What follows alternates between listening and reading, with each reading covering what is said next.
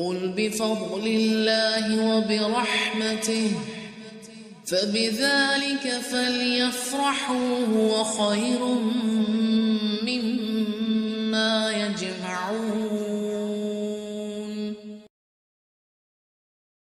سورۃ یاسین کا پیغام کیا ہے؟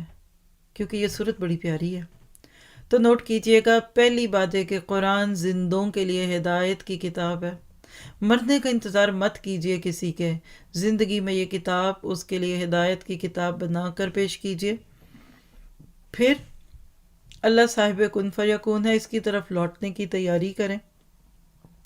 اللہ تعالیٰ کی نشانیوں سے سبق لینا سیکھنا ہے، اللہ تعالیٰ کی نعمتوں کا شکر کرتے ہوئے تقوی والی زندگی بسر کرنی ہے۔ اور سب سے پیارا پیغام جو مجھے لگتا ہے اس صورت میں، حرکت میں برکت ہے۔ ہر دم کام کرتے رہیے، نہ سورج کو آرام چاہیے نہ چاند کو چاہیے۔ دیکھیں آپ سے جاتا ہے سورج تو دوسری طرف نکل آتا ہے۔ آپ تو سوچتے ہیں نا رات کو سورج سو جاتا ہے، نہیں سوتا، یہ تو اللہ کے عرش کے پاس چلا جاتا ہے۔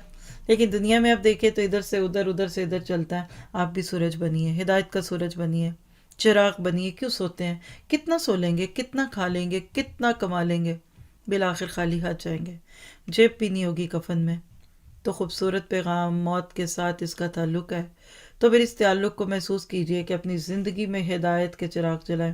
نیت کیجئے کہ کم از کم 5 لوگوں تک میں نے ہدایت کا یہ پیغام پہنچانا ہے، اللہ کی توفیق سے۔